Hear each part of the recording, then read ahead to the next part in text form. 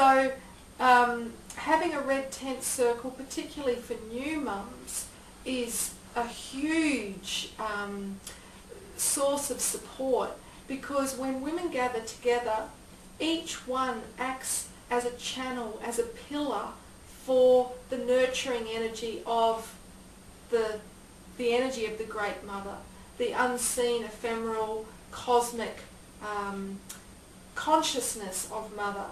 And so by coming together, we almost create like a cauldron of transformation where we all pool our strengths and our gifts and we all walk away transformed. I use the word cauldron, and I know that that will elicit images of witchcraft, and that this is something that has been a very powerful word, because it has stopped women politically from circling and drawing together to support each other at new moon. The word witch derives from wit woman, a woman with her wits about her. This is a woman who is a wise one, a woman who understood the parables of fairy tale and myth, a woman who would help others to understand their own psyche, their dreams, a woman who attuned and understood the healing herbs, and so became a threat to the medical establishment for treating the peasants at half the cost with their family's ailments. And so the suppression of the feminine by both the church and the state has, at its height, murdered 9 million women, and the main offence was cited as midwifery. And the word midwife means with woman. So when you are at your most vulnerable and also doing the greatest service to humanity, giving birth, this is a woman who was totally with you 100% in that deep shamanic descent, that process to bring through new life. And any woman that has birthed,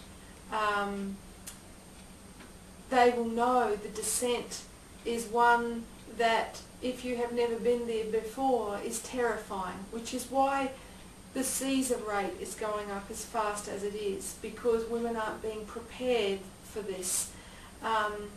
And so a midwife is such, in the ancient world, a truly revered woman for her wisdom, for her depth of compassion, that a woman truly in her power and her wisdom was seen as the greatest threat to a regime that sought to lord power over. And so those who had power within were the greatest threat. There's a wonderful quote by Steve Biko from the apartheid era, and it's my favourite quote. It says, "The most powerful thing in the hands of the aggressor is the minds of the oppressed." So it has been for women's mysteries.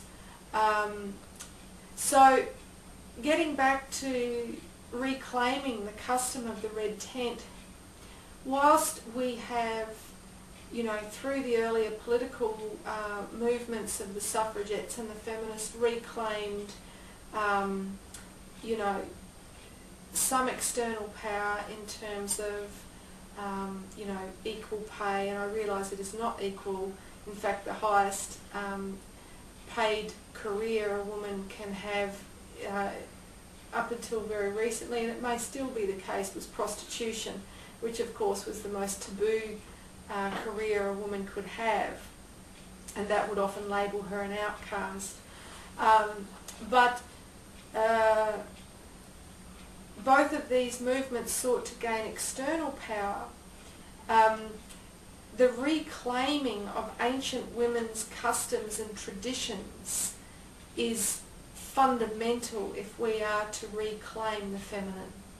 And so the Moon Lodge is the most critical factor in that process, and simply done too. There is no one way to structure a Moon Lodge. but I have put together a kit on my website which is free for women to download, which has a basic structure that women can follow. So for those becoming mums, the Red Tent became a place where, without competition, as so many of the mothers groups end up becoming, because women don't have an understanding of sisterhood, so unconsciously they feel they're walking into an arena where their babies are being compared and judged in terms of their growth and capabilities and developmental stages, but rather by new mums being in a circle with women of all different generations, they get different versions on how to mother their child, so they can take what works for them and leave what doesn't. It's also a place where women can swap recipes, where they can swap household cleaning and healing sort of remedies. It's a place where women as a forum share what they know in a spirit of love, compassion and understanding.